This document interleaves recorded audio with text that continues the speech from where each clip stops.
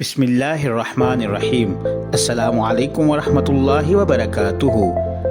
معزز ناظرین و سامعین، لائٹ فار بلائنڈ آپ کی تعلیمی ضروریات کو پیش نظر رکھتے ہوئے آپ کے لیے لے کر آ رہا ہے علمی، ادبی، معلوماتی، تفریحی، اصلاحی، تاریخی اور اسلامی آڈیو بکس۔ تو دیر کس بات کی، جلدی سے لائٹ فار بلائنڈ کو سبسکرائب کریں، ہماری ویڈیو کو لائک کریں، شیئر کریں اور کمنٹس باکس میں اپنا کمنٹ ضرور کریں۔ زار تمنا، مصنف ماہا ملک، ایپیسوڈ 3۔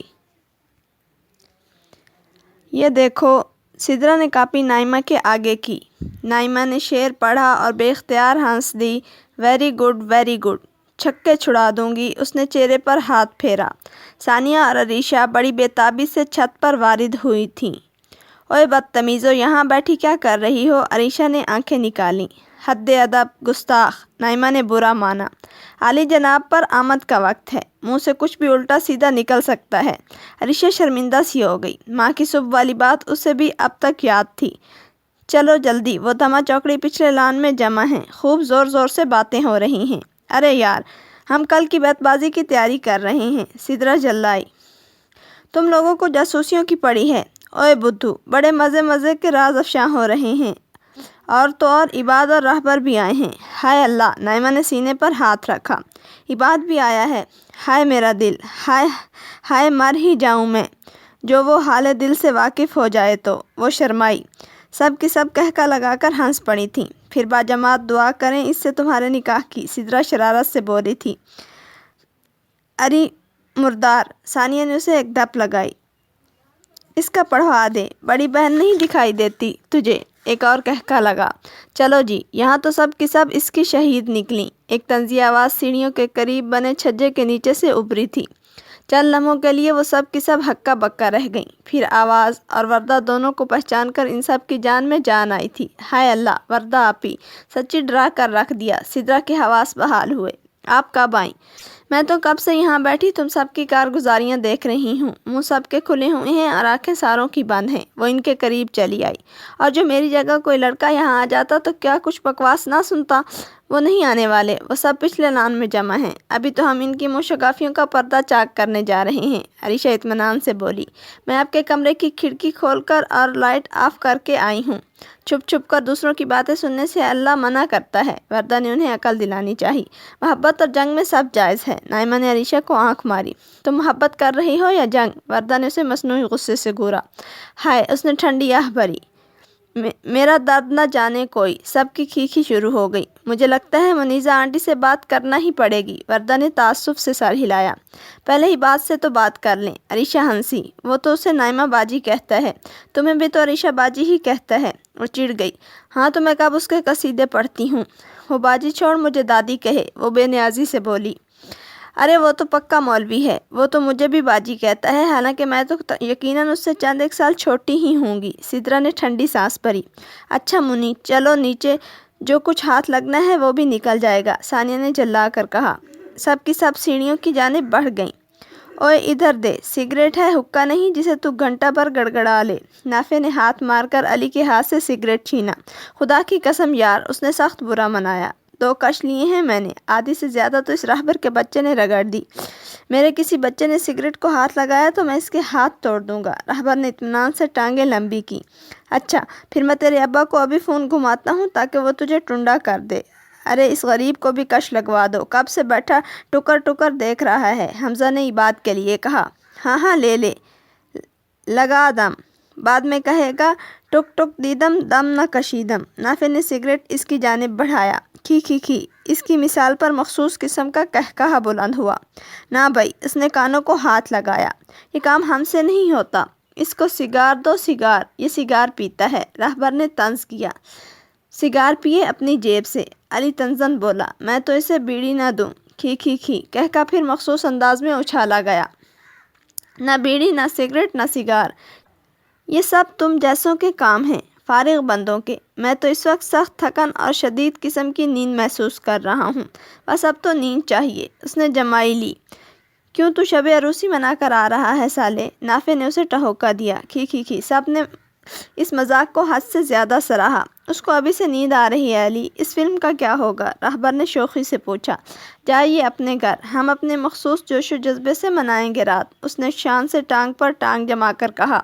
لے آیا پھر کوئی بیہودہ فلم؟ نافع نے اس کا کان پکڑا۔ بتاؤ ہاشم بھائی کو، بتا کر دیکھو، پھر ایک ایک سین کی بھیک مانگو گے مجھ سے؟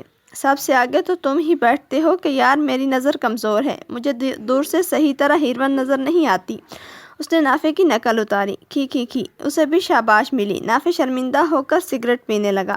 فلم ایسی ہے کہ بس صدقے جاواں، اس نے مزید گل افشانیاں کی۔ ہیرو گنڈوں کا دشمن اور ہیروین کپڑوں کی۔ کھی یار مجھے تو یہ انڈین فلمیں زہر لگتی ہیں، عباد بولا۔ اس سے تو بہتر آدمی انگلش مووی دیکھ لے، کم از کم کوئی ڈھنگ کا پلاٹ، کوئی سٹوری تو ہوتی ہے۔ چل دفع کر، جب تک 7-8 مرتبہ ہیروین بی بی غسل صحت نہ فرما لے ڈائریکٹر کے حسن صفائی کی تسلی نہیں ہوتی۔ میں تو گھبرا کر دروازے کی طرف ہی دیکھتا رہتا ہوں کہ کہیں ابا میاں بھی وہاں کھڑے ہیروین کے آفتابی غسل سے لطف اندوز نہ ہو رہے ہوں، علی نے جل کر کہا۔ کھی بکیا سب نے تائیدی کہہ بلند کیا۔ یعنی آفتاب کے سائے میں ماہتاب، واہ واہ، رہبر کو تصور سے ہی روحانی خوشی ملی۔ رہبر صاحب ہو گئے ہیں بےتاب۔ نافع کو اس کی صورت دیکھ کر ہنسی آئی۔ بہر فلم میں ان کو کیے دیتے ہیں غرقاب۔ علی اٹھ کر ہاتھ جاڑنے لگا۔ یار حمزہ میرا منہ سونگ۔ کیوں؟ تو چاہتا ہے میں فلم نہ دیکھوں؟ اس نے تیوری چڑھائی۔ یہ میں نے کب کہا؟ وہ حیران ہوا۔ یہیں بے ہوش کرنے کے چکر میں ہے۔ یار میں نے منہ سونگنے کو کہا ہے، موزہ تو نہیں۔ کھی سگریٹ کی بو تو نہیں آ رہی؟ ارے چلنا، حمام میں سبھی، میرا مطلب ہے ایک جیسے ہیں۔ کھی وہ سب لان کے سائڈ سے گزر کر مرکزی عمارت تک جاتی پتلی سی گلی میں گھس گئے تھے۔ یہ تھا ماجرا۔ نائمہ نے پردہ برابر کیا اور کھڑکی بند کر دی۔ ثانیہ نے جلدی سے لائٹ جلائی۔ کیسے کمینے ہیں سارے کے سارے، عریشہ نے دانت پیسے، کیسے سونٹے لگا رہے تھے، اور امی کے سامنے یہ علی اور حمزہ ایسے بن جاتے ہیں گویا ابھی حج کر کے لوٹے ہوں۔ میں کسی فلم کا نام لوں تو یہ حمزہ کا بچہ کان پکڑتا ہے، نہ بھائی نہ، یہ فلم میں نہیں لا سکتا، بڑی متنازع فلم ہے۔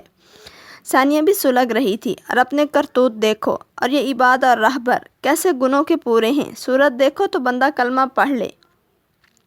ارے اس عباد کو تو نہ برا کہو، وہ بیچارہ تو نہ سگریٹ پینے پر راضی تھا نہ فلم دیکھنے پر، نائمہ نے احتجاج کیا۔ جی ہاں، ثانیہ تنزن بولی، انگلش موویز تو میرا فرشتہ تجویز کر رہا تھا۔ ارے تیرا نہیں، وہ میرا فرشتہ ہے، نائمہ مزے سے بولی۔ کھی سب نے ہاتھ پر ہاتھ مار کر ان کی نقل میں ویسا ہی کہا مارا۔ اب پتہ چلا وردہ، صبح یہ علی صاحب آج رات کے بیت بازی کے پروگرام سے کنی کیوں کترا رہے تھے؟ نائمہ کو یاد آیا۔ کہہ رہا تھا بڑا ضروری اپوائنٹمنٹ ہے۔ دیکھ لیا ضروری اپوائنٹمنٹ، کپڑوں کی دشمن ہیروین کا دیدار کرے گا 3 گھنٹے۔ توبہ، سدرا نے کان پکڑے۔ ویسے لایا کون سی فلم ہے؟ عریشہ نے سنگن لی۔ کل تلاشی لیں ان کے کمرے کی، اب نہ جانے کون سی نکل آئی یار، خود سے بھی انسان شرمندہ ہو، دفع کرو۔ وردہ نے پہلی مرتبہ گفتگو میں حصہ لیا اور بیزاری سے بولی۔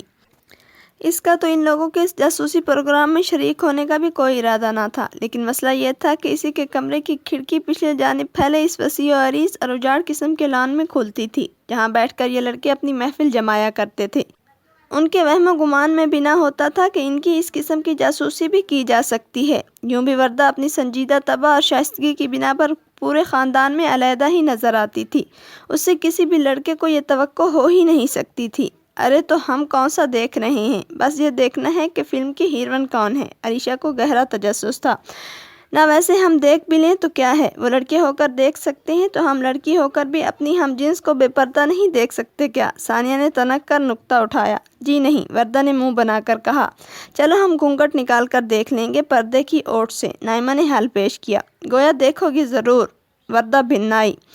بل ضرور، کورس میں جواب آیا۔ کھی وہ پھر شروع ہو گئیں۔ شادی کے بعد کی زندگی کے لیے کتنے خواب دیکھتی ہیں لڑکیاں۔ اس نے دھیرے سے گلاب کے پیلے پھول کی مخملی پتی کو چھوا۔ اور شادی کے بعد بے فکری اور الہڑ پر کے افسانوں سے سجی زندگی خواب و خیال ہو جاتی ہے۔ شادی سے پہلے مستقبل کے خواب آنکھوں میں سجے ہوتے ہیں، اور شادی کے بعد ماضی کی زندگی دور آسمان پر اڑتے ہلکے پھلکے سفید روئی کے گالوں جیسے بادلوں کی طرح دست رس سے دور اور خوبصورت نظر آتی ہے۔ کیا بات ہے خالہ جان، رائمہ نے ہنس کر اس کے سبیش چہرے پر پھیلی سنجیدگی کو دیکھا۔ آج بڑا یاد کیا جا رہا ہے شادی سے پہلے کی زندگی کو۔ خیریت تو ہے؟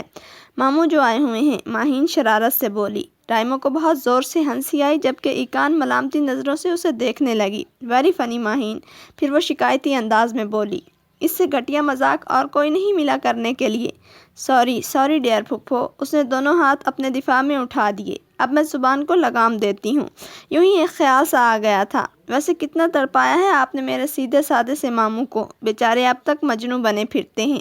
سیدھے سادے؟ ایکان نے آنکھیں نکالی۔ مائی گاڈ، کہاں سے سیدھے ہیں وہ؟ صرف چلتے ناک کی سیدھ میں ہیں، بھینسے کی مانند کراتے ہوئے۔ سامنے آ جانے والا اپنا دفاع خود کرے تو کرے، ان کی طرف سے کوئی گارنٹی نہیں۔ رائمہ کو ہنسی ضبط کرنا دشوار ہو گیا، جبکہ ماہین اب شکایتی انداز میں ایکان کو دیکھنے لگی تھی۔ پھپھو فرمائیے۔ وہ بے نیاز بن گئی۔ کسی چاہنے والے کے جذبات کا کچھ خیال کر لینا چاہیے، بے شک جواب میں چاہت نہ دیں کہ یہ دل کے معاملات ہیں، لیکن اس طرح کے بے مروتانہ القاب، یعنی آپ نے ان کو بھینسا بنا ڈالا۔ رائمہ بے تحاشا ہنسے جا رہی تھی۔ کسی بھینسے سے کم ہے وہ؟ ایکان اپنے الفاظ واپس لینے پر تیار نہ تھی۔ کوئی بھینسا کسی سے اس قدر بے لوث محبت کر سکتا ہے؟ کسی نہ کسی بھینس سے کرتا ہی ہوگا۔ اب ماہین بھی ہنس دی۔ سوچ لیجئے، یہاں تو پھر بات آپ پر ہی آتی ہے۔ جی نہیں، اس نے منہ بنایا۔ مجھے تو معاف رکھو، اپنی ہونے والی مامی کا ذہن میں رکھو۔ کہاں تیار ہوتے ہیں اب وہ؟ ماہین کو نئے صدمات لاحق ہونے لگے۔ کتنے برس بیت گئے آپ کی شادی کو؟ لیکن ماموں، ماہین ایکان آخرکار زچ ہو گئی۔ فار گاڈ سیک۔ ماہین اور رائمہ چونکہ اس کی ہم عمر تھیں، اس لیے ہر طرح کے موضوعات پر آپس میں بحث کر لیا کرتی تھیں، ورنہ باقی افراد تو ایکان کے سامنے یہ موضوع نکالتے ہی نہ تھے۔ ماہین ہی کبھی کبھار اپنے ماموں کی حالت زار پر ترس کھا کر کوئی نہ کوئی ذکر نکال لیا کرتی تھی۔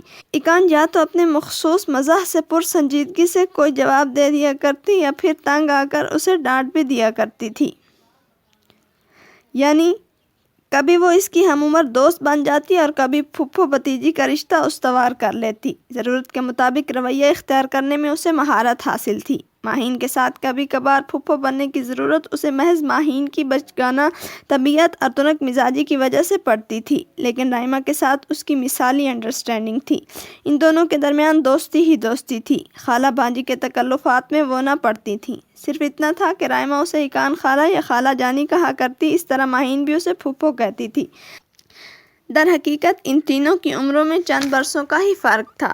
تینوں آج کئی دنوں کے بعد ایک جگہ اکٹھا ہونے کا لطف اٹھا رہی تھیں۔ ماہین اور رائمہ بھی اپنے اپنے سسرال سے چند دنوں کی رخصت لے کر آئی تھیں، اور ایکان بھی گھر کی تنہائی سے اکتا کر کچھ روز کے لیے چلی آئی تھی۔ ایسا کم ہی ہوتا تھا کہ وہ یوں بے فکری سے ملا کرتیں۔ یاد ہے پھپھو، آپ کو لتا کے گانے کتنے پسند تھے؟ ماہین کو زیر لب گنگناتے ہوئے اچانک یاد آیا۔ اسکول کالج کے زمانے میں آپ ہر وقت لتا لتا کرتی رہتی تھیں۔ گرمیوں کی لمبی دوپہروں میں اکھیوں کے جھروکوں سے تجھے دیکھا جو سانورے بار بار ریوائنڈ کر کے سنا کرتی تھیں۔ اور وہ کون سا تھا آپ کا من پسند گانا؟ وہی جو راکھی پر پکچرائز ہوا تھا، دل تو ہے دل، دل کا اعتبار کیا کیجیے۔ رائمہ نے فوراً یاد دلایا۔ تینوں ہنس پڑیں۔ اب بھی سنتی ہیں لتا کو؟ ماہین اشتیاق سے پوچھنے لگی۔ ارے کہاں، چند ایک کیسٹس یہاں سے لے گئی تھی۔ عاشر نے وہ مذاق بنایا کہ حد نہیں، کہنے لگا یار تم تو بہت old fashion who, black and white فلمیں پسند کرتی ہو، لتا اور نور جہاں کو سنتی ہو۔ سچ بتاؤ، تمہاری عمر وہی ہے جو تم نے نکاح کے وقت نکاح نامے پر درج کرائی تھی، یا پھر یہ حسین زلفوں کی سیاہی کالا کولا کی دین ہے؟ اس نے جلے بھنے سے انداز میں تفصیل سے بتایا۔ ماہین اور رائمہ بڑی دلچسپی سے سن رہی تھیں۔ عاشر کے جانے کے بعد میں نے بڑے شوق سے چند ایک رومانوی گانوں کے کیسٹس لیے کہ جدائی کا لطف دوبالا ہو جائے گا۔ ہائے، عاشر نہیں تھے تو کیا ہوا، ان کی اولاد تو ہے نا۔ مومن صاحب نے سب کیسٹوں کے ریل نکال کر پورے گھر میں پھیلا دیے۔ تینوں کھلکھلا کر ہنس دیں۔ مرکزی گیٹ پر کسی کی آمد نے اچانک ہی تینوں کی توجہ اس جانب مبذول کر دی۔ دو خواتین اندر داخل ہو رہی تھیں، ساتھ میں ایک 4-5 سالہ بچہ بھی تھا۔ یہ کون ہے؟ ایکان کو الجھن ہوئی۔ فاصلہ قدرے زیادہ تھا، اس لیے انہیں پہچاننے میں دشواری ہو رہی تھی، لیکن جو وہ قریب آتی گئیں ان تینوں کے لبوں پر مسکراہٹ دوڑ گئی۔ آنے والیوں سے وہ تینوں ہی بڑی گرم جوشی سے ملیں۔ شیلا، کتنی خوشی ہو رہی ہے تمہیں دیکھ کر، بتا نہیں سکتی۔ ایکان نے اسے باہوں میں بھر لیا۔ اور یہ انیکا کتنی کیوٹ ہو رہی ہے، تقریباً سال بھر بعد مل رہی ہوں تم لوگوں سے۔ ہائے اللہ، یہ کتنا پیارا ہو گیا ہے۔ کیا نام ہے اس کا؟ عمر ہے نا؟ وہ بہت پرجوش ہو رہی تھی۔ بہت عرصے بعد مل رہے ہیں تو جناب اس میں سراسر آپ کا اپنا قصور ہے۔ آپ تو جناب عاشر حسین صاحب کو ایسی پیاری ہوئیں کہ پیچھے رہ جانے والے سبھی پیارے آپ کے ذہن سے محو ہو گئے۔ شیلا نے مسکراتے ہوئے شکوہ کیا۔ ارے نہیں، قسم سے ایسی کوئی بات نہیں، بس یہ زندگی خانم ہی اتنی تیز ترار ہو گئی ہیں کہ کہیں تسلی سے بیٹھ کر فراغت سے جی بہلانے کا کوئی موقع ہی نہیں دیتی، جیسا کہ اس وقت بھی آپ بہت مصروف نظر آ رہی ہیں۔ شیلا نے اسے گھور کر طنز کیا۔ اچھا نا، اب جانے بھی دو۔ ایکان نے اس کا ہاتھ دبایا۔ قسم لے لو، بہت یاد کرتی ہوں ساری سہیلیوں کو، اور سب سے زیادہ تمہیں۔ شیلا مسکرا دی۔ عباد نے رات بتایا تھا کہ ایکان آپی آئی ہوئی ہیں، انیکا کہنے لگی۔ صبح سے آپی انتظار میں تھیں کہ شاید آپ کا کوئی پیغام آئے یا آپ خود ہی آ جائیں ملنے کے لیے۔ اب اس وقت ان کے صبر کا پیمانہ لبریز ہو گیا تو یہ خود ہی چلی آئیں۔ اچھا، عباد آیا تھا رات کو؟ مجھے تو نہیں ملا، ورنہ میں ضرور تمہیں پیغام بھجواتی۔ ایکان بولی۔ میں تو کب سے تم سے ملنے کو تڑپ رہی ہوں۔ شیلا اپنے مخصوص انداز میں مسکراتی رہی۔ اور انیکا، تم اپنی سناؤ، کیا کر رہی ہو آج کل؟ ایکان نے دلچسپی سے اسے دیکھتے ہوئے پوچھا۔ 5.5 فٹ قد والی گوری چٹی انیکا اسے بہت اچھی لگ رہی تھی۔ میں میڈیکل کالج میں پڑھ رہی ہوں ایکان آپی، یعنی مستقبل کی مسیحا۔ وہ شوخی سے مسکرائی۔ ان لوگوں کی جانب بڑھتے ہوئے رافع اور ہاشم ٹھٹک کر رک گئے۔ مبارک ہو تجھے، رافع نے اس کا ہاتھ دبایا۔ تیری آنکھوں کے کمکمے روشن ہونے والے ہیں یا شاید ہو چکے ہیں۔ شی، چپ۔ ہاشم نے گھبرا کر اسے ڈانٹا۔ اجازت ہو تو ہم آ جائیں؟ وہ دونوں وہیں سے پوچھنے لگے۔ ارے ہاشم، رافع، ایکان چونکی، آ جاؤ، تم لوگوں سے کون پردہ کرتا ہے؟ ان کی نگاہیں رافع کی زبان میں پھر کھجلی ہوئی۔ ہاشم نے اس کا ہاتھ دبا کر تنبیہ کی۔ وہ دونوں آگے بڑھ آئے۔ آپ لوگ کب آئیں؟ ہاشم ان لوگوں سے خوش دلی سے پوچھنے لگا۔ بس ابھی، مختصر سا جواب ملا۔ یار پھپھو، دما چوکڑی نے پیغام بھجوایا ہے کہ رات کو بیت بازی کا مقابلہ ہے، حیات ولا کے ازلی متصادم گروپوں کا۔ رافع اسے بتانے لگا۔ اچھا، ایکان خوش ہوئی۔ مزہ آئے گا۔ اپنے وقت پر پہنچ جائیے گا پچھلے لان میں، آپ سب خواتین۔ اس نے حاضرین پر طائرانہ نگاہ ڈالی۔ ضرور ضرور، ماہین اور رائمہ بھی جوش سے بولی تھیں۔ آپ لوگ بھی شامل ہوں۔ ہاشم نے ایک مرتبہ پھر انہیں مخاطب کیا۔ انجوائے کریں گی؟ دیکھیں گے، مسکرا کر کہا گیا۔ وہ دونوں اپنے قدموں پر پلٹ گئیں۔ ضرور آنا شیلا، ہنس ہنس کر لوٹ پوٹ ہو جاؤ گی۔ یہ شیطان ایسی ایسی پھپتیاں کستے ہیں ایک دوسرے پر، بڑا مزہ آتا ہے۔ وعدہ نہیں کرتی ایکان، یہ عمر اپنے روٹین ٹائم پر سونے کا عادی ہے اور ضد کرتا ہے کہ میں ہی اسے کہانی سنا کر سلاؤں۔ اسے محبت سے بیٹے کی پیشانی پر سے بال سمیٹے۔ اپنی خالہ سے تو اس کی بالکل نہیں بنتی۔ انیکا نے اس کے سر پر چپت لگائی تھی۔ اس بہت بڑی عمارت میں اندھیرا تھا۔ ایسا اندھیرا نہ تھا کہ ہاتھ کو ہاتھ سجائی نہ دے، بس ایسا سما تھا کہ ہر شے کے دھندلے دھندلے نقش سجائی پڑتے تھے۔ وہ آہستہ آہستہ بڑھ رہی تھی۔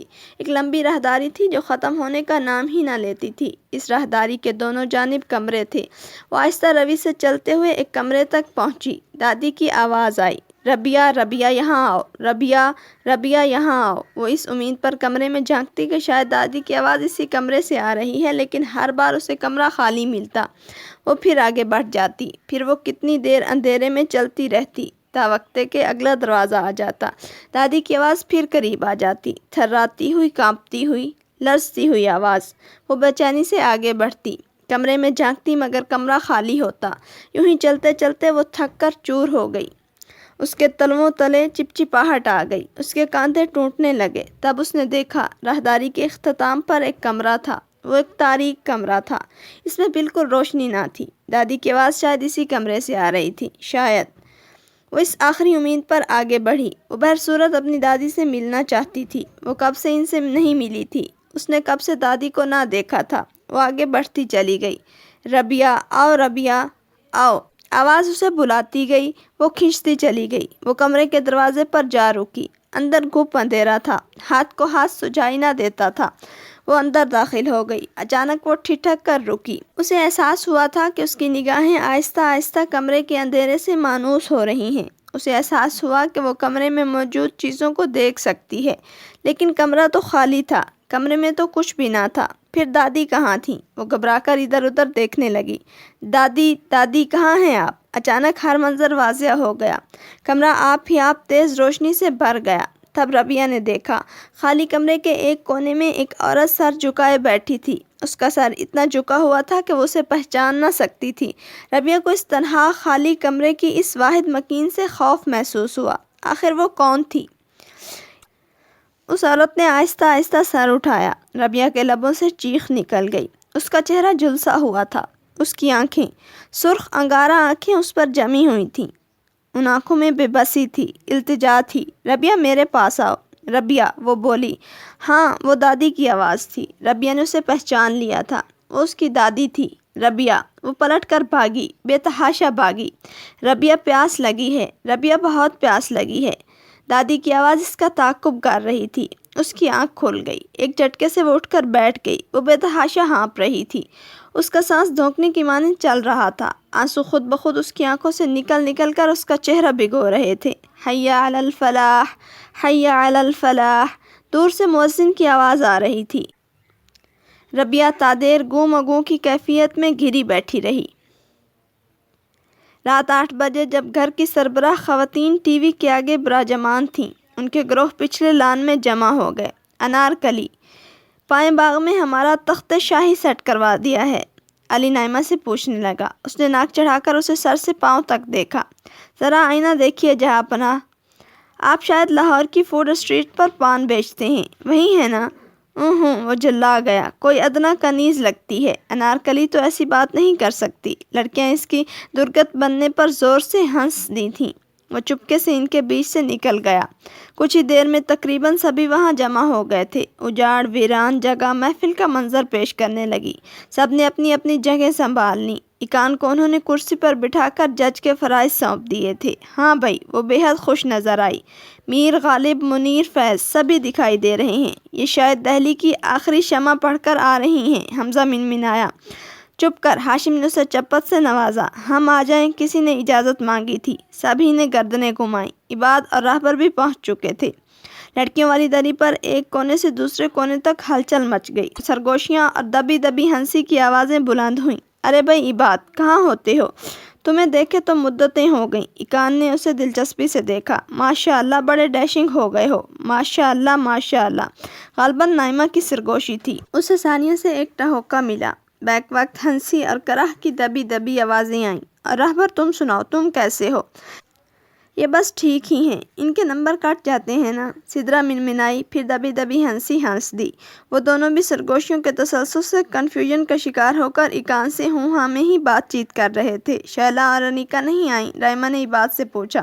خالہ جانی نے کتنا اصرار کیا تھا۔ شیلا باجی تو عمر کو پڑھا رہی تھیں۔ انیکا کی کوئی دوست آئی ہوئی ہے۔ ہائے ہائے، رافع نے ہاشم کے کان میں کہا۔ کیا ہے؟ وہ جھلایا۔ کیا پھونکے مار رہا ہے میرے کان میں؟ دوسرے کان پر ہاتھ رکھے ہاشم بھائی، ہوا لگے گی۔ کہیں سے مشورہ آیا۔ ایسی ہی بے تکی اور بے سروپا باتوں میں انہوں نے کتنا ہی وقت نکال دیا۔ آخر کو نائمہ نے پہلا شعر ہاشم پر داغا۔ یوں بھی اسے فردوس بیگم سے کل صبح کا شکوہ تھا۔ ہاشم بھائی، وہ گلا صاف کر کے کھنکاری، ذرا توجہ کیجیے، ممانی جان آپ کے متعلق کیا کہتی ہیں؟ ہاشم سنبھل کر بیٹھ گیا۔ کھنچائی متوقع تھی۔ میں کس کے روپ میں اپنی بہو تلاش کروں؟ سبھی کے لبوں پر مسکراہٹ دوڑ گئی۔ فردوس بیگم ایک طویل عرصے سے ہاشم کے لیے لڑکیاں دیکھ دیکھ کر مسترد کر رہی تھیں۔ نائمہ کی چوٹ صاف تھی۔ میں کس کے روپ میں اپنی بہو تلاش کروں؟ کسی لڑکی کو گھر لانے کو نہ یہ دل مانے۔ واہ واہ بھائی واہ، اکان نے داد دی۔ وہ خود بھی بڑی بھاوج کی اس روش سے پریشان تھیں۔ چلو بھائی لڑکو، جواب دو۔ ایک شعر ماہین آپی کے لیے۔ علی نے گلا صاف کیا تھا۔ خبردار علی، اس نے آنکھیں نکالیں۔ نہ بھائی نہ، یہ نہیں چلے گا۔ اکان نے فوراً ہی جج کے فرائض نبھائے۔ اس محفل میں کسی پر بھی چوٹ ہو سکتی ہے، یہ محفل کا اصول ہے، کسی کو برا ماننے کی اجازت نہیں۔ چلو بھائی علی، شعر سناؤ۔ عرض کرتا ہوں، یہ اور بات ہے موٹی ہوئی ہیں آج مگر، وہ کل تلک بہت اسمارٹ تھیں بوا نہ کہو۔ عباد اور راہبر اتنا ہنسے کہ ان کی آنکھوں میں آنسو آ گئے۔ ماہین خفت سے مسکراتی رہی۔ یہ اور بات ہے موٹی ہوئی ہیں آج مگر، وہ کل تلک بہت اسمارٹ تھیں بوا نہ کہو۔ اب اس کو آندھی و طوفان سے ہی نسبت ہے، کہو تسنیم سے اب اس کو تم صبا نہ کہو۔ علی نے پوری ربائی کہہ ڈالی۔ لڑکے زور زور سے ہنس رہے تھے۔ لڑکیوں کے لبوں پر بھی دبی دبی مسکراہٹیں تھیں۔ ماہین کے میاں کا نام تسنیم تھا۔ تم بھی مسکرا رہی ہو؟ ماہین نے ان سب کو مشترکہ ڈانٹ پلائی۔ کچھ شرم کرو، ذاتیات کو نشانہ بنا رہے ہیں یہ خبیث۔ دو جواب ذرا زوردار قسم کا۔ اس کی اپنی شاعری بہت کمزور تھی۔ نائمہ کو سچ مچ کا جوش چڑھ گیا۔ ہاں بھائی، واؤ سے اکان کہہ رہی تھی۔ نائمہ نے بآواز بلند شعر لڑکوں کو گھورتے ہوئے پڑھا۔ وہ لائے فلم چھپا کر ابا سے لعنت ہے۔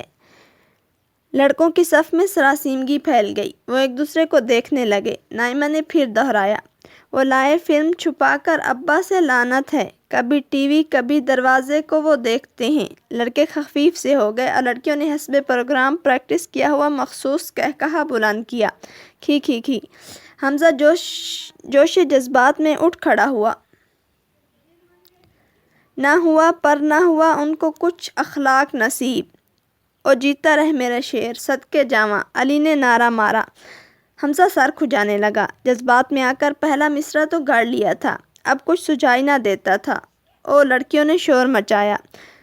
لڑکوں نے فٹافٹ سر جوڑے۔ اکان نے گنتی شروع کی، 1 2۔ نہ ہوا پر نہ ہوا ان کو کچھ اخلاق نصیب۔ بالآخر وہاں شعر تیار ہو گیا، بس ایک جاسوسیوں کے شوق نے ان کو مارا۔ واہ واہ، سبحان اللہ، بھائی کمال کر دیا۔ وہ سب خود ہی چیخ چیخ کر داد دینے لگے۔ ثانیہ مسکراتی ہوئی کھڑی ہوئی۔ ان کو جو چھیڑا تو آ نکلا ہے پیشانی پہ عرق، اس کا مطلب یہ ہے دعویٰ ہمارا سچا ہے۔ واہ واہ، اب کے لڑکیوں نے شور مچایا۔ اکان سے سب کو چپ کرانا مشکل ہو گیا۔ ایسی ہر محفل آخر میں اسی شور کی نظر ہو جایا کرتی تھی۔ ایک شعر ہم سے بھی سنو بھائی۔ اچانک ایک بھاری آواز گونجی۔ فضا پہ یکسر خاموشی چھا گئی۔ اختر میاں کھڑے سرخ سرخ آنکھوں سے اکان کو گھور رہے تھے۔ چاند نکلا تو ہم نے وحشت میں، جس کو دیکھا اسی کو چوم لیا۔ رس کے معنی جسے نہیں معلوم، ہم نے اس رس بھری کو چوم لیا۔ پھول سے ناچتے ہیں ہونٹوں پر، جیسے سچ مچ کسی کو چوم لیا۔ وہ جیسے نشے کی کیفیت میں تھا۔ اکان کا وہ حال تھا کہ کاٹو تو بوند بھر لہو نہ نکلے۔ اس کے گال سرخ انگارہ ہو گئے، کانوں کی لوئیں گرم ہو گئیں۔ وہ اپنی جگہ سے اٹھی اور تیز تیز قدموں سے چلتی ہوئی اندر چلی گئی۔ سبھی لوگ دم بخود بیٹھے رہ گئے تھے۔ اختر میاں جھومتے جامتے چلے جا رہے تھے۔ کھڑکی کے پاس کھڑی وہ باہر دیکھ رہی تھی۔ نگاہیں بظاہر فضا میں کچھ کھوج رہی تھیں، لیکن اس کا دھیان کہیں اور تھا۔ ابھی ہاشم اسے گھر چھوڑ گیا تھا۔ اندر جاتے ہی اس نے اپنا بیگ اٹھایا تھا۔ بچوں کو لے کر اور اماں کو بتا کر وہ کسی سے بھی ملے بغیر اپنے فلیٹ پر آ گئی تھی۔ اس منحوس شخص کی موجودگی میں وہ وہاں مزید رکنا نہ چاہتی تھی۔ 8 برس پہلے کی بات اس کے حافظے میں اسی طرح محفوظ تھی جیسے کل کی بات ہو۔ الہڑ بے فکری سے 2 چوٹیاں سینے پر ڈالے وہ بہن کے پورشن سے واپس اپنے پورشن کی طرف آ رہی تھی۔ رستے میں وہی پچھلا لان پڑتا تھا۔ رات کا پہلا پہر تھا۔ اپنے ہی گھر میں ہونے کے محفوظ و مامون احساس میں گری وہ بڑی بے فکری سے خرامہ چل رہی تھی، جب کسی نے اچانک اسے اپنی جانب کھینچ لیا تھا۔ اس نے ہراساں ہو کر چیخنا چاہا تو چیخنے کا ذریعہ مسدود کر دیا گیا۔ چند لمحوں کے لیے وہ بے بسی میں گری رہی، پھر پورا زور لگا کر اس نے خود کو آزاد کیا اور بنا دیکھے بالے اندر دوڑ لگا دی تھی۔ وہ واقعہ اب تک اس کے خون میں نفرت اور کراہیت کے الاؤ بھڑکا دیا کرتا تھا۔ جب کبھی اسے یہ بات یاد آ جاتی تو غصے سے اس کا رواں رواں چیخ اٹھتا، آئی ہیٹ یو، قابل نفرت ہو تم، زمین کا بوجھ۔ فون کی بیل نے اسے گہری سوچ سے چونکایا۔ سانسوں کا ردم بگڑا ہوا تھا۔ پھولی ہوئی سانس کے ساتھ اس نے فون اٹھایا۔ ہیلو، دوسری جانب اس نے قدرے تیز آواز میں کہا۔ کیا موٹی ہو گئی ہو؟ دوسری جانب سے پوچھا گیا۔ لگتا ہے رسی کود کر آ رہی ہو، خیر تو ہے جانے من؟ اوہ عاشر، وہ آواز پہچان کر قریبی کرسی پر ڈھیر ہو گئی۔ پیشکش لائٹ فار بلائنڈ